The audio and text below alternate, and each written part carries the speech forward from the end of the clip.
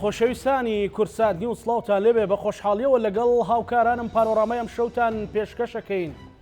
لە ئێستادا فشارەکانی بەغدا لەسەر هەرێمی کوردستان ڕۆژ بە ڕۆژ و بە جۆرا و جۆری زیاترە بن.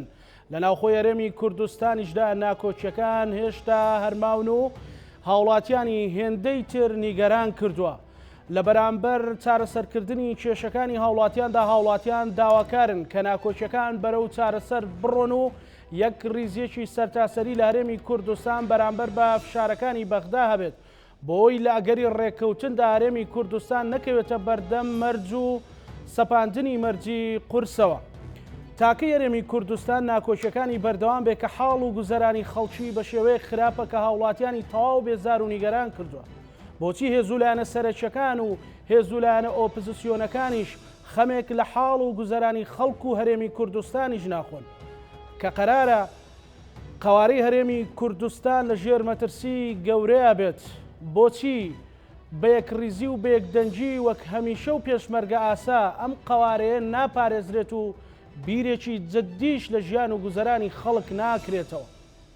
هەموو ڕۆژێ جەستەی ئەم نیشتیمانە و یادگاریەکانی ئەم نیشتیمانە پڕیەتی لە خوێن و برین. ئەمڕۆ بینیمان لە دەڤەری شەنگال ڕووفاتی ١٠٤ خوشک و برای ئێزیدی کە جینۆساید کرابوو لەلایەن تیرۆریستانی داعشەوە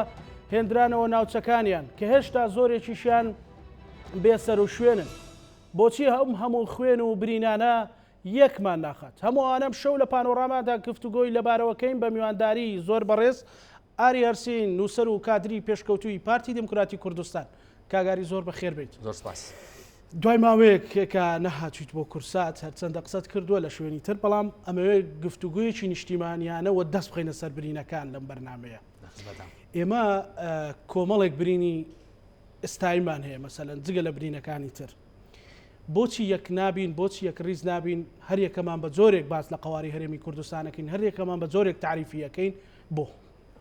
وڵای جارێ پێشم شتێک زۆر سپاس لە واسێ تەلیسمەکە شکابێ یعنی بانگێشکردنی بڵێن ئەندامێکی پارتی وەکو من لێرە بۆ کورسات ئەو معنای ئەوەیە بە ئاراستێکی باشە ڕۆین ئینشاءڵڵا. بەڵام دەستگای میدیای کورسات دەرگای بۆ هەموو لای کراوەتەوە. ئاخر بەڵێ یعنی من نامێ بچم ناوردەکاریەکان بەڵام زۆر باش بەڕێی من ئەمە هەنگاوێکی باش و دەستخۆش. سپاس بۆ بەڕێستان. من جۆم لە پێشەکەی هی جەنابە بوو کاکەزانە. کێشەی گەورە لە هەرێمی کوردستان ئێمە و یەکێتی نیشتیمانی کوردستانین. ئێمە وەکو دوو زلهێز لە چوارچێوەی هەرێمی کوردستانە زۆر شتمان بەدەسە، زۆر بڕیارمان بەدەسە. خەڵکی لەسەر جادا حتا لە هەنێ حیزبی بڵێن حیزبی تر کە ڕخنە لە ئێماگرن ئەڵێن ئۆباڵی زۆربەی کێشەکان لە ئەستۆی ئێوەیە تا ڕادەیەکی زۆر ڕاستیەکی تایەوە. هەتا ئەو کاتەی کە ئەم زۆر بە کورتی حەزەکەم یان جوابی ئەوە بمەوە کێشەی سەرەکی ئەم هەرێمی کوردستانە ئەوەیە کە ئێمە و یەکێتی نیشتیمانی کوردستان بەینمان خۆش نییە. بۆ ئەوەی مەشاکیلی هەرێمی کوردستان هەل بێت ئەبێ بینی ئێمە یەکێتی باش بێ. ئەوەی مشکلەکە ئەوە مشکلەکەیە بۆ باشی ناکەن. خەڵکی ژەوتان لێ پرسیارەکە کادرەکانی خۆتان هیچێتی هی پارتی پرسیارتان لێکەن تەنانەت خەڵکی تر خۆشت بە ڕێزی شتوت تەنانە حزبەکانیش. ڕاست بۆچی باشی ناکەین؟ یعنی ئەوە یعنی زۆر شتە ینی با لە گرفتەکانەوە دەست بین گرفتەکانمان چێ؟ یەکەم لە پێش هەموو شتێکە ئێمە یەکێتی نیشتیمانی کوردستان متمانەمان بە یەکتری نییە. متمانەمان بە خەڵکی بێگانە هەیە بەس بە یەکتری نە. خۆمان خەڵکی وڵاتێکین یەک زمان قساکەین یەک خوێن لە ناو جەستەمانەیەت و ئەچێ یەک ڕابردووی تاڵ ئازاری داوین ئێکەچی یا لەبەر ئەوەیە کە بەرامبەر یەکتری لوتمان بەرزە مڕونەتمان نییە شما کوتابی ئەمان کوتامیە تۆ هەنگاوێ وەرە پێشەوە منیش هەنگاوێمە پێشەوە ئەمانە کە ئێمە لەگەڵ وڵاتانی تر ئایکەین لەگەڵ لایەنی سیاسی غێری کوردە ئایکەین هینی عەرەبی بۆ نمونە لە بەرامبەر ئەوانە سنگمان فراوانە. من حەزەکەم نمونەیەکی جایتر من لە میدیاکان باسم کردووە ئێمە وەختی خۆی ئەمانوت لە ساڵی هەشتاکان کە پێشمەرگە بووین لە شاخ ئەمانوت چەند سەیرە ئێمە زابطی استیخبارات دەگرین ڕێبازی شۆڕشی بۆ ڕوونەکەینەوە بەس کە پێشمەرگەی یەکتریەکەین بە ئابژی ڕەمیەکەین یعنی ئەمە تەناقوزێکی زۆر سەیرە بۆ کەسێکی شۆڕژگێر ئەجا بۆیە ئێمە مشکلەکەمان ئەوەیە سەیری یان کەم کوڕەکانی خۆمان یا نایبینین کەەوە قەبعاتێکی زۆر گەورەیە یا ئەیبینین و دانی پیانانێن و چارەسەری ناکەین یعنی من یەک نمونەیەمەوە بۆ جەنابە معقولە چارەنووسی میلەتێک لە هەرێمی کوردستانی عێراق بەسرابێتەوە بەوەی کە سەرکردایەتی ئێمە لەگەڵ هاوسەرۆکانی یەکێتی نیشتیمانی کوردستان ئایا داعانیشێ یا دانانیشێ بۆ دانانیشێ نەخێر دانانیشێ بەڵێ داعانیشێ ئێستا بەڕێستان وەکو کادرێکی پێشکەوتی پارتی دموکراتی کوردستان دامی پەرلەمان بووین دامی ئەنجومەنی سەرکردایەتی بەرپرسی لقێک بوویت مثلەن دام بۆ دانێت کە ئەمە ئەبێ چارەسەر بکرێت ئەی چۆن نابێ ئەزانی ئەزی کاکەزانێک یەک شتە عەرزکەم یعنی من ئەو قسەیە کاکەم جارێ بۆ ئەوەی هەموو ئەو بەڕێزانی کە لەم شاشەوە سەیری من و تۆکەن کە هەوادار و لایەنگر و بڵێن ئەندامی یەکێتی نیشتیمانی کوردستان سەرکردایەتی یەکێتی نیشتیمانی کوردستان یەکشت بزانێ ئێمە کە ڕەخنە ئەگرین ڕەخنە لە پێشا لە خۆمان ئەگرین یعنی من کە ڕەخناگرم لە پێشا لە پارتیەگرم بەڵام هاوشان و شەریکی حیزبەکەی من یەکێتی نیشتیمانی کوردستانە ئێمە و یەکێتی نیشتیمانی کوردستان ئەبێ سەیری ئەم ئاوێنەیە بکەین ئەم چرچولۆچی و ناشرینەی دەموچاوی خۆمان ببینین ئەم ئەتوارە ناشرینە سیاسیانەی کە بەرامبەر یەکێکین بیبینین ئەمە غەڵەتە ئێمە ئەبێ سیقەمان بە یەکتری بێت ئەم وڵاتە ئەمانەتێکی مێژوویە لای ئێمەیە ئەمە معنای ئەوە نییە خوا نەخواستە بەم قسانە نیازم هەیە حیزبەکانی تر ڕەشکەمەوە نە بەڵام لەبەروی ئێمە یەکێتی زلهێزین لێرە زۆرترین دەسەڵاتمان هەیە بڕیارمان بەدەستە و ئێمە بەرپرسیارین لە چارەنووسی میلەتێک بۆیە ئەمە شتێک نییە بتوانی بە ئارەزوی خۆ یاری پێ بکەین ئەبێ مڕۆنەتمان تیابێ ئەبێ لێبوردەیمان تیابێ ئەبێ لەگەڵ یەک دابنیشین بە کۆبوونەوەیەک نا بە نا بە هزار کۆبوونەوە باشە کاگاری مەسەلەن ئێمە لە پێشەچێکەشە باسی ئەو هەموو یادگاریە تاڵە ئەم هەموو مێژووە پڕخوێناویەمان کرد مەسەلەن پێت وایە پێویست بەوە ناکات کە یان ئەم هەموو یادگاری و ئەم هەموو برینانە بمان جوڵێنن چۆن پێویست ناکە ئێمە بەس مناڵەکانی هی گەڕەکی شەیدانی ئازادی شاری سلێمانی ئێمە بەس ئەگەر قەرزی ئەوان بینەوە بەس لەبەر خاتری خوێنی باوشان و بە هەتیوی گەورەبوونی خۆیان بە بێوەژنەبوونی دایکیان بەس لەبەر خاتری ئەوان بێ ئێمە و یەکێتی نیشتیمانی کوردستان نەکس بینێ ئەبواە دوێنێ بەیەکەوە دابنیشی لە دەوری مێزی باشە یەکێتی نیشتیمانی کوردستان و پارتی دموکراتی کوردستان مێژوێکی تاڵیشیان هەیە کە بەداخۆ هیچ کوردێک مەسەلەن هەر نایە بیری کەوێتەوە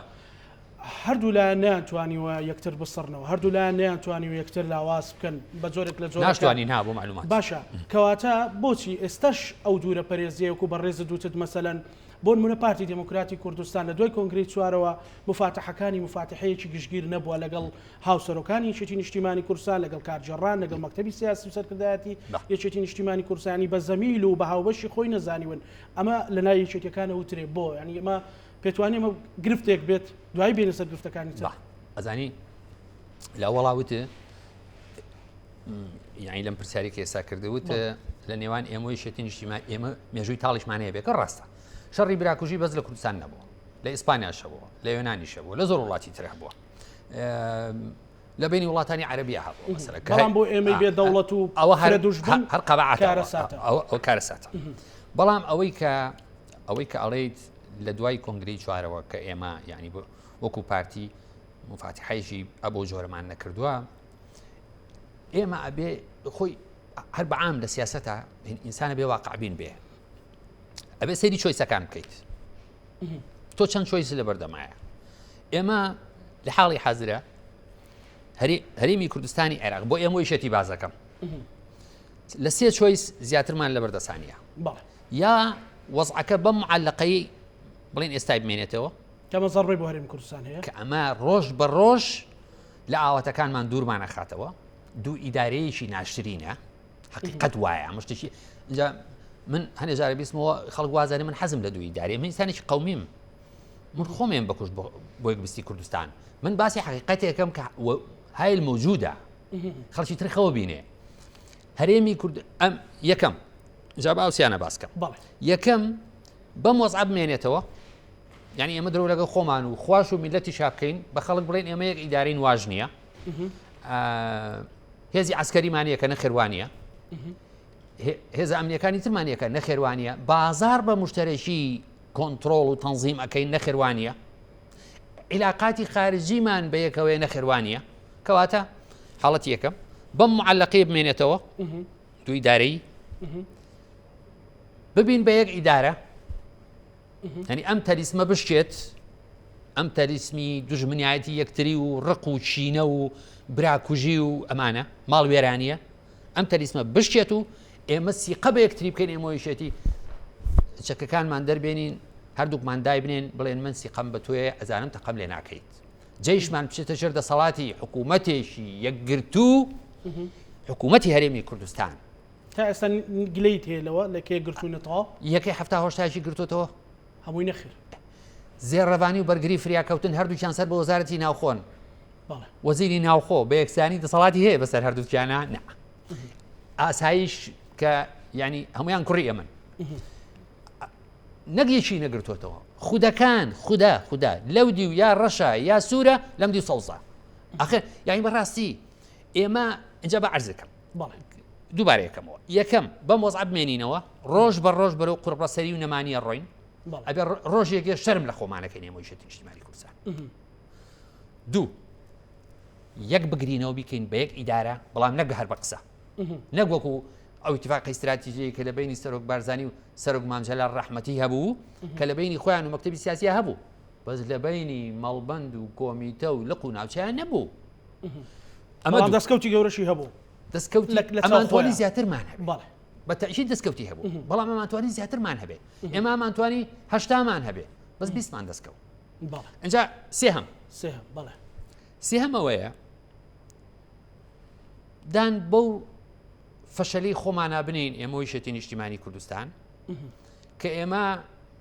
پیاوی ئەم بارە قورسەنین باری قورسی کوردایەتی و خزمەت گوزاری نیشتیمان و یەکڕیزی ئەم هەرێمە بێ بە دوو هەرێم بۆی هیچ نەبێ ئەم میلەتە لەم تەعزیبە نەفسیە کە ڕۆژانە تووشی ئەبێ هەموو ڕۆژێ دەستی لەسەر دڵێتی خوای تۆ بڵێ شێتی و پارتی بێت بەیەکە ڕزگارمان بێ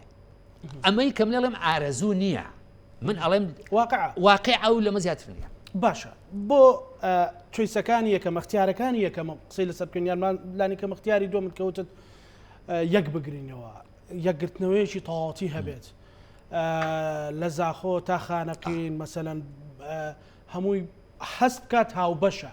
شەریکێکی ڕاستەقینێ نەوەکو هاوبەشێکی لاتەریکە چۆن دروستە بێت چۆن دروست دەبێت بەوەی کە ئێمە وەکو پارتی دیموکراتی کوردستان ڕۆژێک بێت لامان تەبیعی بێت کە بەڕێزێک هەیە لە دهۆک یا خەڵکی زاخۆیە یا خەڵکی ئامێدیە بەڵام ئینتیماییەکێتی هەیە و ئەندامیشێتی نیشتیمانی کوردستانە سیڤەکەی پێمانەڵێت و ڕابردوەکەی کە مەحافزێکی سەرکەوتووە بێ با مەحافزی دهۆک یەشێتی بێ ئەمە یەک یعنی ئەمە حوسینیەتە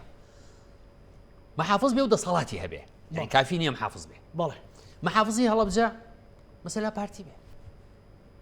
یان چی تایە قایمقامی بڵین قەزای مەرکەز لە هەولێرێشێتی بێ ئەمەی قەزای مەرکەزی هی سلێمانی با پارتی بێ بەڵام نەک بە 50-50 و تەوزیع ئەمە نا ئەوە بێت بە تەمسیلەکەی ئەو چواردە لیوان دەنگانەی کە هێناویانە لە ئەنجومەنی پارێزگاکە بەوە ئەجی نازانێ کوچی لێ ئێمە ئێستا من فتری 4 ساڵ سەرۆکی لیژنەی پێشمەرگە بوو سەیری بڵین پەیکەری ئیداری وەزارەتی پێشمەرگە بە حساب لە دوای 2003 ئێمە یەکمان گرتوێتەوە چواردە لیوای مشتەرەکمان هەیە ئامر لیواکەی شێتیە جێگرەکەی پارتیە ئامر فەوجەکە پارتیە جێگرەکەی شێتیە ئەوە نەبوو بە یەکگرتنەوە من ئەبێ سیقەم هەبێ با ئامر لیواکەی شێتی بێ و جێگر و سیانی و خوارەویش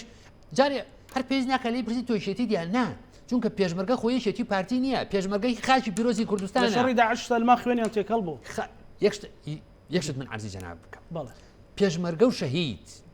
ئەمانە مڵکی خاچی پیرۆزی کوردستان و میلەتی کوردن نەهی پارتیە نەهی یەکێتیە نەهی کەسی ترە بۆیە شەهیدی یەکێتی نییە شەهیدێک لە قەراق شاری سلێمانیە شەهید بوو بێ شەهیدی منە با ئینتەمای یەکێتی هەبێ ئێمە ئەجا تۆوتت چۆن ئەمە یەکیانە دووهەم واز لەم بەزمەش بێنین ئەمەی سەرۆکی پەرلەمان یەکێتیە لابوو دەمێن هەبێت جێگرەکەی پارتی بێ نا سەیری دەنگەکان بکەن بەپێی دەنگەکان بەڵێ اینجا وەرە سەر ئەنجومەنی وەزیران اینجا دابەشکردنی وەزارەتەکان و مدیر عام و مدیر ناحیە و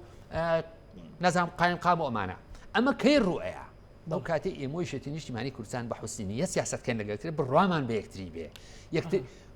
یەکتری بە دوژمنی یەکتری نەزانین بە منافسی سیاسی یەکتر بزانین ئەمەیە کاگاری بەڕێستان ئەم تێگەیشتنتان ڕەنگە ئێستا لە بینەرەکانم دڵی زۆر لە خەڵکی خۆش بکات کە ئەمە کادرێش پێشکەوتوی پارتی دموکراتی کوردستان ئەمە سەرنج و بۆچوونەکانێتی ئەم بۆچوونانەی بەڕێزە تەوزیفە بێ لە قیادەی باڵای پارتی دموکراتی کوردستان کە بەڕێستان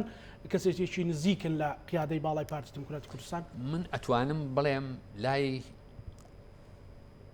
جارێ حەزەکەم بڵێم بۆچی من وابیرەکەمەوە بەڵێ من کەسێکم هەرچەند ئێستا هەنێ ڕۆشنبیر پیا بوون گاڵتەیان بە کوردایەتی و بە ئاڵای کوردستان و بە پێشمەرگە و بە شەهیدیە بەڵام منوانیم من بڕام بە کوردایەتی هەیە من کوردایەتیەکەم و ئەو ڕێبازەی کە پارتی دیموکراتی کوردستان لە پێڕ پرۆگرامەکەشیان نووسێتی ڕێبازی بارزانی یعنی کوردایەتی من ئێستا جوابی بەس حەزەکەم یەک نمونە بۆ جەناب بژێڕمەوە لە شوێنی تر باسم کردووە ساڵی 1970 لەخوا بەزیابێ کۆتایی هات بەو دووبەرەکیەی کە لە ساڵی 64 و درێژەی کێشا بوو ئەو بوو ئێمە بەیاننامەی 11 ئازار لە بینی سەرکردایەتی شۆڕش حکوومەتی عێراق هێنکرا ماڵی مامۆستا برای محمەد هەزار ڕەحمەتی لێبێ هاتن بۆ ناوپردان ماڵی ئێمەش لێوێ بوو ئێمە لە گوندێکی بچووکتر بووین لە کەوتێ مامۆستا برای محمەد پاش ئەو هەموو ناکۆچیی کە لەگەڵ مەلا مستەفای بوو مەلا مستەفاش دوای هەموو ناکۆچیی لەگەڵ مامۆستا برای محمەد بوو هاتبوو لە منطقەیەک ئەژیا کە خۆی ئەیزانی سەرکرد بڵین قیادەی ئەم شۆڕشە مەلا مستەفایکە سەیریکە پیاوێک بە مستاوای سەقافی و سیاسی و شۆڕژگێڕی مامۆستا برای محمەد ڕەحمەتی لێبێ پێی عەیب نەبوو لە ناوپردان دابنیشێت لەبەرەوەی کوردایەتیە کرد مەلا مستەفا کە خانوەکانی بۆ شەهیدەکان دروست کرد ساڵی هەفتا بەڕێکەوتنێک لەگەڵ حکوومەتی عێراق لەم گەڕێکی ئازادی شەیدانی ئازادی سلێمانی یەکێک لە فەرمانەکانی ڕەحمەتی مەلا مستەفا وتی نابێ فەرقی شەهید بکەن و مۆری مەلای و جەلالی لێبن بۆیە بڕۆ لە مناڵی شەهیدەکانی سلێمانی بپرسە لە گەڕێکی شەیدانی ئازادی ئەمە ماڵی جەلالیەک بوو و ماڵی مەلایەک بوو ساڵی هەفتا بەیەکەوە گەورە بوون ئەم مناڵانە مناڵی شەهیدەکان بۆیە اینجا بۆیە ئەمەی کە منێڵێم زادەی بیر و بۆچوونێکە کە پێڵەن کوردایەتی من تا سێر ئێسقام بڕۆم پێێتی باش ئایا سەرکردایەتی پارتی ئەو پرسیارەکەی من بوو بەڵێ ئایا سەرکردایەتی پارتی بڕای بەمە هەیە بەڵێ چۆن لە پێش هەمووە من پێم وایە لە ناو ئێمە هیچ کەس لە کاک مەسعود زیاتر لەسەر ڕێبازی بارزایی ناڕوە یعنی کوردایەتی بەڵام ئێمە بۆ ئەوەی کە ئەم شتانی کە من بە کەلیمات وتم چونکە وتنی شت بە کەلیمات زۆر ئاسانترە لەوەی لە تەطبیق بێ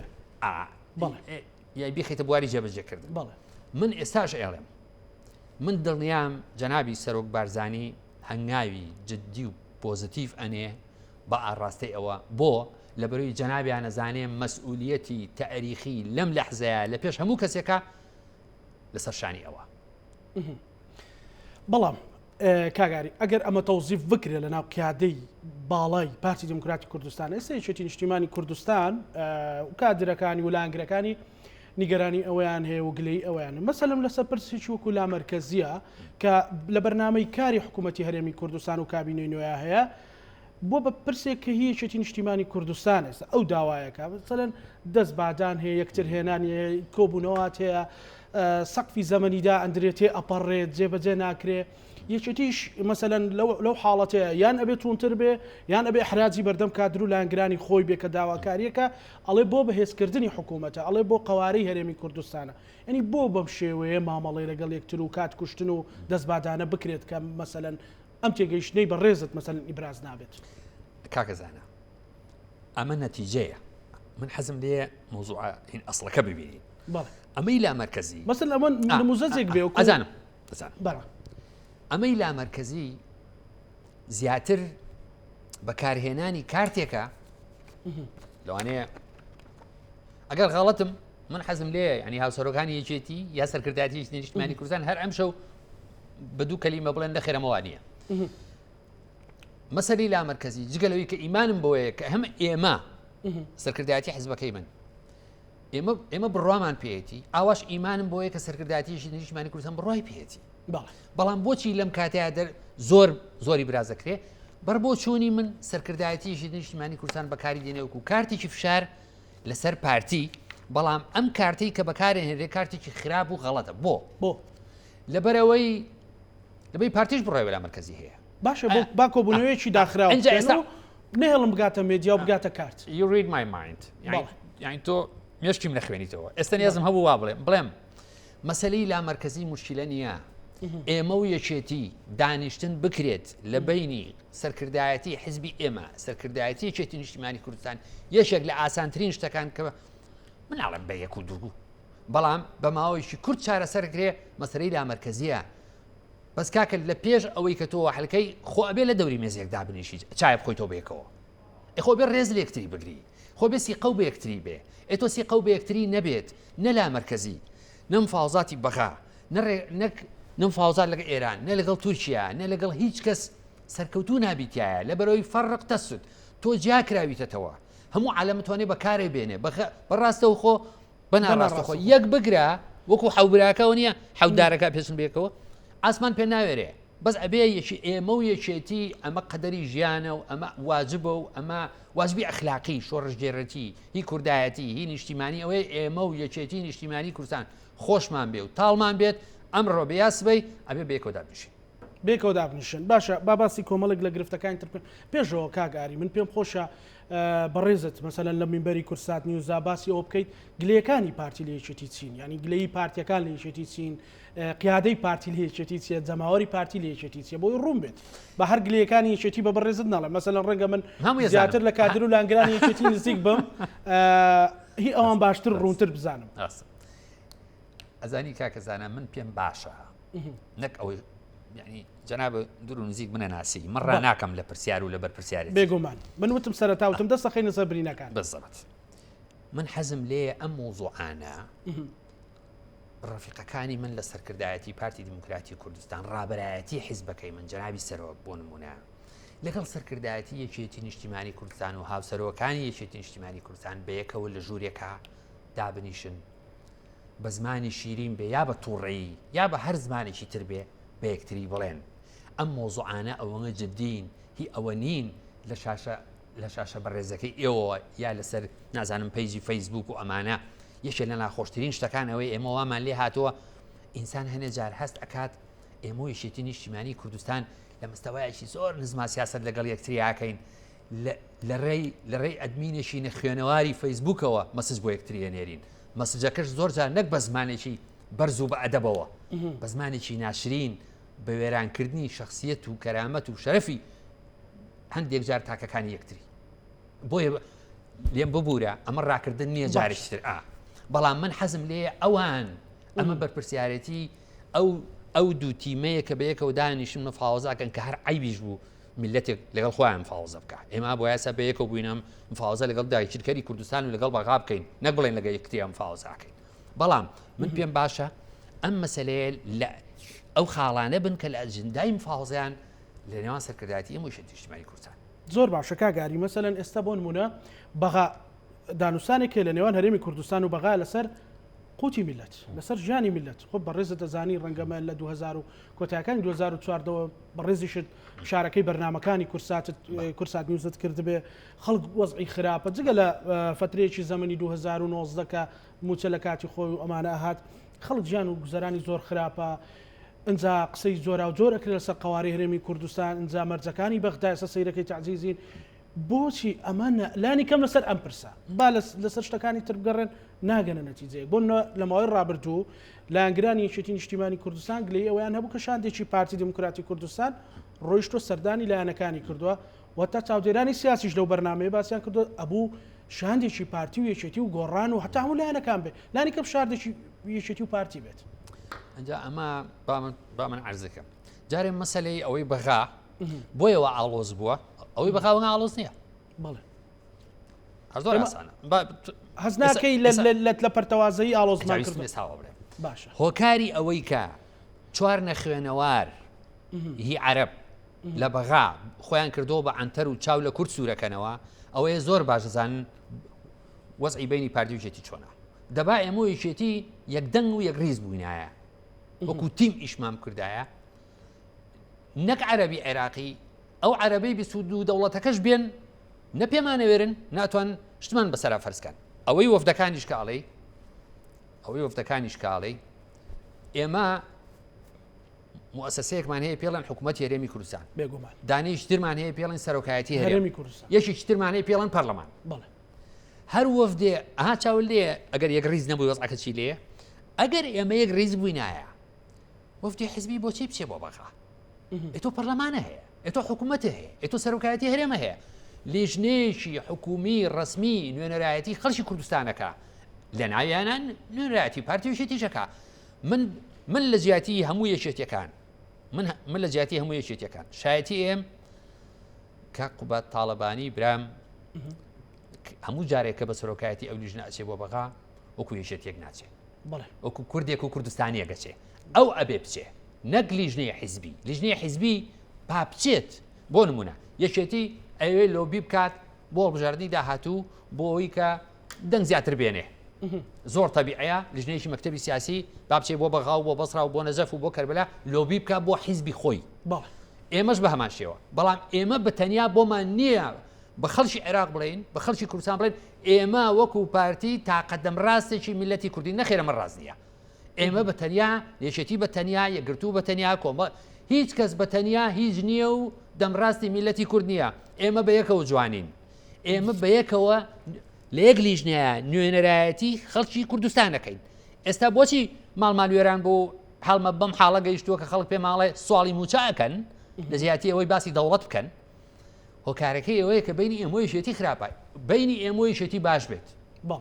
هەرچی کێشەی تر لەم کوردستانەیە ئەگەر حەزە کرد من ئەتوانم موردی بکەمەوە بەڵێ فەرمی یەکێک لەوانە چاکسازی بۆچی چاکسازی لە ئێستای مستەحیلە لەبەر ئێمەی شێتی باش نییە وەیمان ئەو بۆ نمونە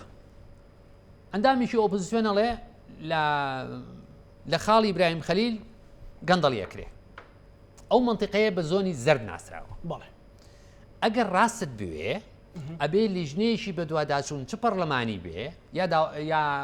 یا لیژنەی دەستپاچی لیژنەیەک بچێ سیر بکە ئێ بەس لەم لیژنەیە شێتی تایە من پارتی من سیقەم بێ شێتی نییە بۆیە چاکسازی ناکرێ لە باشماخ بڵێن گومان هەیە کە بڵێن قاچاق شێتیەکرێ لیژنەیەکی پەرلەمانی حەقە دروستکرێ بچێ بۆ ئەوێ ئەو لیژنەی کە چێ بۆ فیشخابور بچێ بۆ باشماخ و پەروسخانیش بۆ ئێش بچێ بەڵام من یەشێتیم من قبول ناکەم لە بیسیقەم بە پارتی نییە ئەمە وردم کردەوە من نمونەیەشی زۆر لەوانەیە زۆر ناشرینتر بێ زۆر بچووکتر بێ لەمە من کابرایکی ڕێز عەشیرەم لە زۆنی زەردەژی یەکێ لە کوڕەکانم لە ئامۆزاکانم هەڵسێتە عەدا لە خەڵکەکە 4 کەس دەکوژێ داواکاری گشتی لە هەولێر ئەو قاتلە ئەگرێ کابرای ڕێز عەشیرە بنەو بارگەیە پێچێتەوە یە بۆ سلێمانی لە زۆنی زەرد ڕزگاریە بێ معناوی لە محکەمە ڕزگاریە بێ ئەنجا مەیسا بۆی خوانە خواستە هیچ هینێک نەبێ بڵێنە مەتەعەن لە یەشێتی و لەمانەیە بۆیە لە پێشە باسی ئەوم کرد ئێسای ژەرمەوە پێچەوانەکەش بە پێچەوانەکەی کابرایکی دەسەڵات ڕۆشت و بازرگانێکی دەوڵەمەند کە بڵێن تایفێشی گەورەی هەیە بڵێن تەعەدا لە خەڵکەکە لێرە لە ئاسایشەوە یا بڵێن دادگای سلێمانی یەکسەر ئەمری گرتنی بۆ دەرەکە لە پێشەوەی پۆلیس بچێتە ماڵەکەی دەستگیریکە هەڵسی ڕاکە بۆ هەولێر چاکسازی چۆنەکە ئەمە کارەسات نییە بەسەلەن تامان کارەساتە بەزەمە حەقەت نییە حەقیقەتە هەیە ئێمە و یەکێتی یەکێ من زۆر جار ئەو کاتێککە بە پرسیارەتی حیزبیم هەبوو ئەنی خەڵکە زانێ خەڵک هاتووە وتوێتی ئێمە مەسەلەن لە پێش هەڵبژاردن ئێمە 100 کەسی نەخێر 400 کەسی حەزمان لێ بین بە پارتی خوا بەخێر بێ بچن بۆ مەکتەبی ڕێخستن فۆرم پڕکەنەوە دوای بن بە ئەندام توانە ئەی شتی تر شتی تر مەبەستە چییە ئەگەر مەبەستە سیارە و عەرزەیە من سیارە و عەرزەم نییە بێن بە تۆ ئەگەر هەم بێن بە کاوادری خۆم ئێمە و یەکێتی ئەم شتانەمان کردو کە غەڵەتە یعنی لەبەر خاتری ئەوەی کە بڵین 4 دەنگ زیایکەی یا 4 تفەنگچی زیاکەی وەکوی لێستاوە خۆتی دا نابێ بۆ ڕۆژی مەبادا بۆ شەڕ هەدڵمان پاک نەبوو لە عسیرتری ئێمە و یەکێتی یەکێک لە غەڵەتەکانمان ئەمەیە ئەمە چی دروستی کردووە بێمتمانی نێوان ئێمە و یەکێتی نیشتیمانی کوردستان ئەگەر بێت و ئێمە و یەکێتی نیشتیمانی کوردستان یەک بی یەک ڕیز بین یەک ئەجندای سیاسیمان هەبێ بۆ ئەم خاکە پیرۆزە هەم چاکسازیەکەی هەموو چەی فول ئەی بەبێ بەغا من لەسەر خوێنی خۆمەیکەم لەم شاشەی ئەو جای تریش باسم کردووە بە شوێنی تر موچەی فول ئەتوانین بین ئەتوانین چاکسازی بکەین ئەتوانین محاسبەی گەندەڵ بکەین زۆر دەتوانین بکەین یعنی بەبێ بەخش ئەوە جۆرێک لە جۆرەکان اعترافێکە کە هەردوو هێزەکەتان بەرپرسیارەوەی کە گەندەڵی بێ سەروبەرێکی زۆر هەیە لە نەوتا لە خاڵە سنووریەکانە ئێمە و یەکێتی نیشتیمانی کوردستان لە ساڵی تۆ بڵێ با بڵێم 76 لە 76 کە شۆڕشی نوێ دروست بووە لە دوای شۆڕشی ئەیلول ئێمە بەرپرسیارین لە شەڕی براکوژی لە بەکوژدانی مناڵی خەڵک ئێمە بەرپرسیارین لە دوای ڕاپەڕینەوە ئێمە بەرپرسیارین لە هەموو ئیشە پاشەکان دەستی ئەمەی تایە ئەمە یشەتی یەک مەتر جادە قیرتاو کرابێ ئافرین بۆ پارتی یشەتی بەڵام ئەو گەندەڵیانی کە لە وڵاتەیە کراوە لە ساڵی 1992 تا ئێستا ئێمە یشەتی بە دەرەجەی یەک و پشتی شێرمان بەرەکەوێت هەموو کەم و کوڕیەکان نەبوونی عەدالەتی کۆمەڵایەتی گەندەڵی ئێمە و یەکێتی نیشتیمانی کوردستان لی بەرپرسیارین بەڵام سەیرم لە چیەت حیزبەکانی ئۆپۆزیسیۆن کە هەندێکیان بۆ فترەی دوور درێژ لەگەڵ ئێمە و یەکێتیە حکمیان کردووە خۆیان لێ بەبەری کردووە خۆیان ئەڵێن ئێمە نەبووین هەمووی پارتی یەکێتیە وەکو ئەوان مدیر عام و مستشاریان بۆ تەعین نەکرابێت لە پەرلەمان و لە ئەنجومەنی وەزیران و نازانم کوڕیان نەنێرابێ بۆ فڵان شوێن و ئەم شتانە بەڵام سەیرم لە چیەت ئێمە و یەکێتی بۆ یەک ساتە وەختیش هەڵوێستەیەک ناکەین ئیست ناکەین لەسەر ئەوەی سەیرێکی ئاوێنە بە دوو قۆڵی سەیرێکی ئاوێنەکە بکەین جارێکی تر سەیری ئەم 28 ساڵە بکەین کە بەیەکەوەی ئەو گلەیانی کە خەڵک لە ئێمە هەیە عیب نییە ئینسان غەڵەتی کرد بێ ئینسانی ئازاوەیە کە بڵێ من غەڵەت بووم ئینسانی ئازا و کەسەیە کە بگەڕێ بەشن چۆن چاشی کاتەوە غەڵەتە ئەڵێ نقطەی چارەسەری کێشەکانەوەی کە اعترافکەی غەڵەتەکەت لە ڕاستە ئەوە بەڕێزت ئەو بۆ چوونەتەیە هەر لە بەرنمەکەی منە بەڕێز ئارێز عەبدوڵڵاش کە ئەندامی سەرکردایەتی ئێستا یەکێتیە بۆ چوونەکەی بەڕێستی پشت ڕاست کردوەوە بەڵام بە دیوێکی تر و بە کەلیماتی ترەوە بۆ ئەمە تەوزیف نابێ لانی کەم جارێکی تر ئەم پرسیارە دووبارەکەمەوە لانی کەم تەوزیف بێ لەبارەی چاکسازی ڕێخستنەوەی مەلەفی نەوت مەلەفی خاڵە سنووریەکان و مەلەفی داهاتی ناوخۆ بۆ ئەوەی موچەی خەڵک بدرێ وەکەوەی کە ئێستا ئەوترێت ڕەنگە هەفتانە من مبالەغە نەکەم ڕۆژانە وەکو ڕۆژنامە نووسێک دەیان خەڵکی ماڵوێران پەیوەندی بە ئێمە بکات ژیان و گوزەرانی خۆی بگێنێ لە بێموچەیی لەوەی کە کرێی پێ نادرێ لەوەی کە دوکانەکەی داخستووە لەوەی کە مناڵەکەی ناتوانێت بەڕاستی لە زانکۆ بخوێنێ یعنی نەگەیشتۆتە ئەوەی ئەو ئیستەی بەڕێزت ئەڵێ لانی کەم لە بواری چاکسازیان بکرێت ئەوە خەتەرە هەر ڕۆژێ دانیشتنی ئێمە و یەکێتی دواب بکەوێت بۆ ئیتیفاق و ڕێکەوتنی استراتیژی و جددی نەک مجاملات نەگەوەی بەرکامێرەکە و تەوخەکردن و ماچوو موچ و پێکەنین ئەوە نا ئەوەی لە دڵایە ئەوەی لە عەقڵایە بخرێتە سەر کاغەز ئینجا بکرێ ئیشی بۆ بکرێ هەتا ڕۆژێک دواب بکەوێت ڕۆژێ میلەتی کورد لە نەهامەتی و لە قوربەسەری نزیکترە بێتەوە ئەو دڵنیا بلەوە بۆیە ئێمە و یەکێتی نیشتی جای کرێنەوە جا تۆڵی بۆچی تەوزیف ناکرێ ئەزانی بۆ ناکرێ لەبەرەوەی لە ناوی یەکێتی نیشتیمانی کوردستانە و لە ناو پارتی دیموکراتی کوردستانە تەبعاً بۆ شەرقی ئەوسەط بۆ جیهانی سێم هەمووی واریدە بەڵام ئێمە قەزیەمان شەرقی ئەوسەط و جیهانی سێم نییە باسی ماڵوێرانەکانی خۆمانەکەین حیزبایەتی لە ناو وڵاتی ئێمەیە وەکو ئەوەی لێ هاتووە تۆ هینی عەسکەربی لە فەوجێکە یا لە لیوایەکە ئینسان کە عەسکەر بوو من خۆم عەسکەریم نەکردو لە ژیانمە بەڵام پێشمەرگە بووم هەم جاران هەم لە شەڕی داعش ئینسان کە عەسکەر بوو کە پیانوت تۆ ئەچیتە سەر ئەو گردە هەتا بەیانی بەفرەبارێ لە شوێنی خۆت ناجوڵەی نابێ بڵێ بۆ ئەبێ جێبەجێ بکە بەس مشکلەکەوەیە حیزب معسکەر نییە حیزب لیوا و فەوج نییە ئەندامانی ئێمە و کەوادری ئێمە و یەکێتی نیشتیمانی کوردستان عەجەبە ئەو وەعیەمان نییە لەناو حیزبی خۆمانە لۆبی بکەین بۆ ئەمە بەستە پیرۆزە یەکڕێزی یا ترسنۆچین یاخود مەسلحەتمان لەم کورسیەکە لەسەری دانیشتوین ئەڵێن خوایەوە ئەگەر من قسەی بکەم لەوانێ کورسەکەم لە چیز بم بیر لەوە ناکاتەوە جا کورسی چییە ئێکە تۆ ماڵی میلەتەکە وێران بوو هەموو کورسی دەسەڵاتی عالەم چ قیمەتێکی هەیە نەکی حیزبی بۆیە کاکەزانە ئەبێ لە ناو یەکێتی و پارتیە لە ئاستی سەرکردایەتی کە بڕیار بەدەستن جەنابیان هەردوو لە و خواردتر ئەو کەوادری ناوەند اینجا قاعیدا ئەبێ ئێمە فێری تێکەڵبوون بین بە یەکتری لەسەر ئەساسی دەستبادانی هیچ لایەک بەزەبت نابێ جاوە ئەوە نابێت کاتەوە بەخوری ئەوە هیچ نییە ئێمە ئەبێت کەوادری ئەزانی من دامی قساکەم لە ناو کەوادری خۆشمانە لە بارەگەکانی خۆمان ئەڵێم ئازایەتی نییە تۆ دابنیشی لەسەرەوە بۆ خوارەوە ڕخنە لە یەکێتی نیشتیمانی کوردستان و گۆڕان بگری یا لە یەکگرتووی بگری یا لە کۆمەڵ ئازایەتی بێت و کە مقڕەکانی خۆ ببینی و چارەسەری بۆ بدۆزیتەوە عیلاجی بۆ بدۆزیتەوە بەڵام کە تۆ هەموو ڕۆژێ بە شانوباڵی خۆتە هەڵا من زۆر مهمم من نازانم چیم اینجا نعوذ بالله کەواتە تۆ خوای تۆ کامل ئەوصافی کامل ئەوصاف بەس خوایە ئینسان کامل ئەوصاف نییە ئینسان بە کەم و کوڕێ و دروست بووە ئێمەی یەکێتی نیشتیمانی کوردستان ئێمەی پارتی دیموکراتی کوردستان ئەوەمان زعیفە کە لۆبی لە ناو حیزبەکانی خۆمانە نییە کە فشار بخاتە سەرکردایەتی کە بڵێ کاکە بۆ خاتری خوا بۆ خاتری پێغەمبەر لەوە زیاتر چی لێبێ ئەم میلەتە ئەنفال و شیمیایی باران و ئەوە خەریکن معاملی سوالکەرێکمان لەگەڵاکەن هیچ شتێک ماوە بەسەرمان بێ هیچ شتێک ماوە بڵین وەڵاهی ترە بێ لە ئێستاوەیەک بگرین ئەوە نییە ئەوە غایبە پرسێکی تر پرسی مامەڵەکردن لەگەڵ بەشەکە بەداخەوە بێ بڵم پارچەکانی تری کوردستانی گەورە دیسان لەەوە شایەتی و پارتی ناکۆکن ڕاستە ئێستا تورکیا ڕۆژانە بردومانی ناوچەکانەکە لەمەشە بڕیارێکی یەکانگیری سەرۆکایەتی هەرێمی کوردستان سپەر لەمان حکوومەت هەرێمی کوردستان نییە بڕیارەکە بڕیاری حەزبین مەسەلەن خەڵکێکی زۆر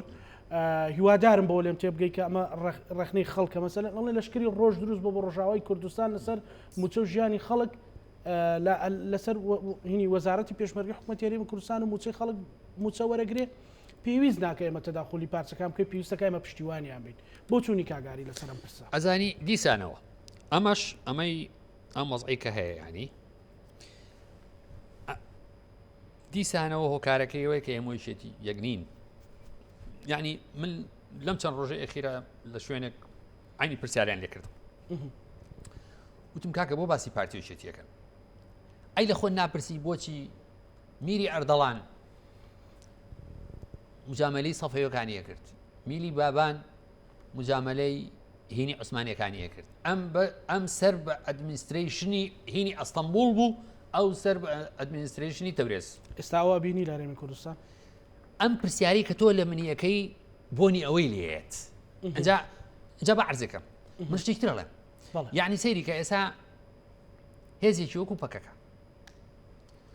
هێزێکی وەکو پەکەکە کە خۆی بە شۆڕژە ڕەزانێ کە حیزبێکی سیاسی هینی کوردستانی تورکیایە ئێمە حزابی سیاسی کوردستانی عێراقین ئێمە یەکێتی ئەو حیزبە بە ڕێزانی تریش لەم هەرێمەیە یعنی سەیری کە ئینتیباعێک دروست بووە لە ناو خەڵکا کە پارتی ڕقی لە پەکەکەیە بەڵام یەکێتی خۆشی ئەوێ اینجا ئەمە نەتیجەگیریەکرێ پارتی دژی مەسلحەتی کوردانی تورکیایە بەڵام یەکێتی خۆشیەوێ اینجا هەڵی جێڕەوە ئێستا ئەگەر باسی هینی کوردستانی ئێران بکەی ئەمەی لەسەر پارتی ئەڵێن لەسەر یەکێتی ئەڵێن بۆیە برای بەڕێز ئەم شتانە کە دروست بووە ئەمانەکە هەیە هەمووی نەتیجەی یەک شتە یعنی من لە ئەوڵەوە جێڕامەوە وتم چاکسازی ڕێنەکەوتن لەگەڵ بەغا نەبوونی موچە بوونی هەموو کەم و کوڕی و گەندەڵیەک ئەمەشی یەتە سەر تەبانەمی کە ئێستا تۆ باسی کرد هەمووی نەتیجەوەیە کە ئێمە یەکێتی دانومان ناکڵێ بەیەکەوە دەبا سبێنی ئێمە یەکێتی ڕێ بکەوین بە مشتەرەک بەیەکەوە سەیری ئەم وەزعانە بکەین بەیەکەوە تەنزیمی بکەین بەیەکەوە چارەسەری بۆ بدۆزینەوە ئەوانە هیچی نامێنێ هیچی نامێنێ باش ئەمێ بۆ چوونی کاگاری بزانم لەسەر پرسی قەواری هەرێمی کوردستان دوژبنەکانمان لە دەرەوە زیاترن یان لە ناو خۆمان کەس بە خەرخۆمان دژمنمان نییە نا سەیریکە شەڕی داعش یەشی بوو لەو شتانی کە بڵین ئیسپاتی کرد هەندێک کەس بەداخەوە بۆ شکاندنی شخصیەتی قەومی ئێمە دەمێ پێمانڵێن خوای لێ خۆش بێت تەبان دەمێ پێماڵێن ئەگەر قاسمی سلێمانی نەبووە ئەمە هەرێمە ژیرە ئەمە چێ قاسمی سلێمانی 48 ساعت شتێکی وال ئەو قووەتی کە هاتوون زۆر بەشیان ڕاوێژکاری بوون لە ماوەیشی کورد لە منتەقەی ئەمە کە کاگاری من لەوەی پرسیارێکی تر دروست ئەمەش لەبری ئەوەی ببێتە قەزیەکی قەومی و وەڵامی پێ بدرێتەوە بوو بە قەزیە حزبیەکی ئەنجە بە عەرزەکە بالضبط وایە ئەنجە بە عەرزەکە یا پێمانەڵێن ئەگەر قاسمی سلێمانی نەبووایە ئەم قوارەیە نامە یا پێمانەڵێن ئەگەر تیاری ئێفهەشدە نەبووایە ئەم قوارەیە هەر نامە یا پێمانەڵێن ئەگەر چوار ڕاوێژکاری هۆڵندی و فەڕەنسی نەبوونایە ئەمە کاکەمەیکی ڕاست نییە پێشمەرگەی کوردستان بەداخەو کە پێوتری پێشمەرگەی پارتویشەتی من بە پێشمەرگەی کوردستانی زانم پێشمەرگە قارەمانەکانی کوردستان بوون لە جەلەولا و لە خانەقینەوە هەتا شنگال ئەوان بوون کاکە قوربانیان ناوە ئەوان دەست و قاچیان پەڕیوە ئەوان شەهید بوون ئەوان بریندار بوون یعنی ڕاستە یارمەتیان ناوین ئێمە سپاسیان نەکەین بەڵامەوە سوکایەتی کرد نەبێزی پێشمەرگەی کوردستان یعنی ئەی بۆچی ئەمە بە نمونە هێنایەوە ئاگال لێبوو لە شەڕی داعشا لەبەری ئێمە یەک بووین مشکلەیەک لە مەخمورە بوو دژە تیرۆری ئەوەی کە پێڵەن من دژە تیرۆر بەهی کوردستان نەزانم بەڵام زۆر بەداخەوە پێڵەن دژە تیرۆری یەشێتی دژە تیرۆری یەشێتی هەڵەسی لە سلێمانە چیە بۆ مەخمور ئەمە چییە لەبەری هەولێر لە خەتەرایە ئەها کە یەک بیت جا ئەمە سەرنجی منە هەڵوێستی منە لە بەرامبەر ئەو ملاحەزەی کەوتێ ئایا دوژمنەکان لە دەرەوە یا ناوە کاکە ئێمە خۆمان هەبین ئەوەی دوژمنی کوردە هیچ پێویست ناکە هیچ بکە بەس سەیری بکە ئێمە چۆن خۆخۆری ئەەکەین لە ناو یەکتریە بڕوات بێ کەس ئەوەی ڕقی لە کووردە بەس سیر بکە هیچی تر نەکە لەبەری ئێمە لەخوا بەزیا بێ ئەمەngە باشین لە دژایەتیکردنی یەکتریە پێویستمان بە دوژمن نیە ئەوە نییە سەیری لە ئێران من نمونەیەکە بوێنمەوە لە ئێران خۆیان پێڵەن ئیران یەک کشوەرە کەسیر الملت یعنی میلەتی زۆری تایە بەلوچی تایە کوردی تایە عەرەبی تایە وڵاتی ئێران دوو نەتەوەی بن بەڕێوە یەکیان فارسە یەکیان ئازەری هەموو کەس وا ئازانن خۆی لە ڕاستیش هەوایە زۆرینەی دانیشتوانی ئێران فارسن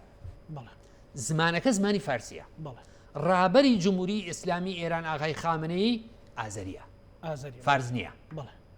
ئێ باش ئەوان دوو میلەتن بەیەکەوە ئیداراکەن لە شوێنێکە ئێمە یەک میلەتین ئێمە یەشتی بەیەکەوە ئیدارە ناکەین لە وڵاتی خۆوانە ئاخر ئەمە بۆ خاتری خوا چۆن وابێ باش ئێستا شتێکی تر هەیە ئەڵێن لە بەرامبەر بەغایە حکوومەتی هەرێمی کوردستان با باسی حکوومەت نەکەین هەرێمی کوردستان کارتەکانی زۆر لاوازن بۆیە تەنانەت باسیەوە کرێ هێز دێت بۆ خاڵە سنووریەکان هێز دێ بۆ چێڵگە نەوتیەکان مەسەلەن لەم ڕۆژانەیە هەندێک پەرلەمانتاری بەغا قسە عەرەبەکانەوە بەسمان بە تایبەتی شیعەڵێ ئەبێ هەموو چێڵگە نەوتیەکانیش بێتەوە ژەردەستی حکوومەتی بەغدا ئێمە کارتی بە قووەتمان کامەیە ئێستا لای کاگاری یەکگرتن کارتی بە قووەت نییە ئێستا لەسەر مێزە کارتی بە قووەتەوەی ئەمەوەیشێتی یەک بگرین کارتی بە قووەت ئەوەیە کە ئێمەوەیشێتی بۆ میلەتی خۆمانی ئیسپاتکەین کە ئەم قسە زلانی کە چەند ساڵە ئەیکەین بژی کوردستان و شەهیدان و پێشمەرگە تاجی سەرۆمان ئەم قسانی هەیەین ئەگەر بەڕاستمانە ئەو عەرزۆگەس ئێمەوەیشێتی نیشتیمانی کوردستان ئەبێ بەجددی بەیەکەوە دابنیشین ئەبێ یەکتریمان خۆش بوێ ئەبێ ڕێز لە یەکتری بگرین ئەبێ سیقەمان بە یەکتری هەبێ ئەبێ من سیقەم بە پێشمەرگەیەک کە ئینتیمایشێتی نیشتیمانی کوردستان هەیە یا ئاسایشێک ئینتیمای نیشتیمانی کوردستان هەیە لای من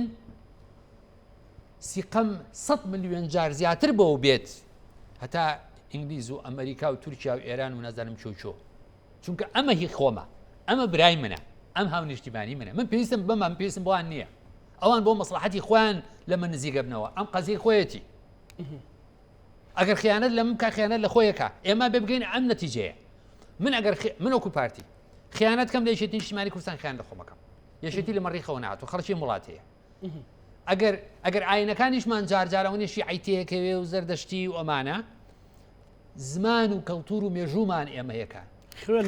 خوێنمان تێکەڵ بۆ خاچی پیرۆزی کوردستان ئێمە ساحێبین بە یەکەوە نەک کەس بە تاقی تەنیا کاگاری من هەر پرسیارێکم لێ کردی بە ڕێزت دوای چیتەوە سەر ئەساسەکەی کەوتت ئەبێشتی و پارتیەک حەزەکەم لەو کامێرەوە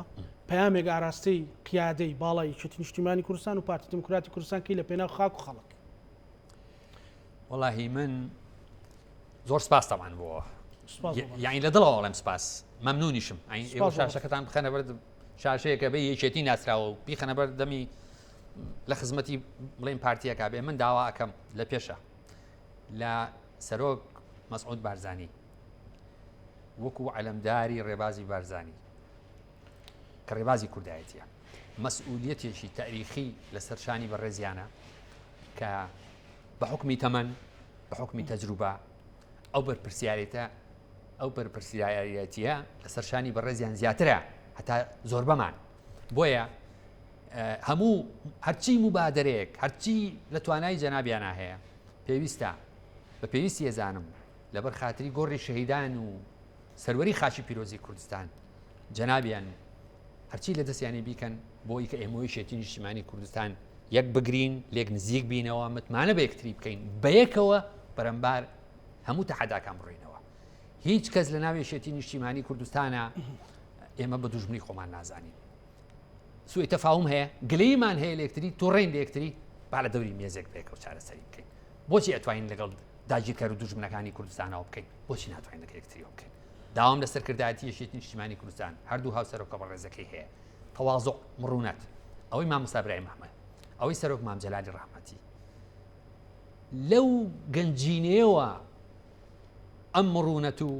ئەم خۆشەویستی کوردستان و ئەم هەست بە مەسئولیەتی کردنە هەڵەنجێنن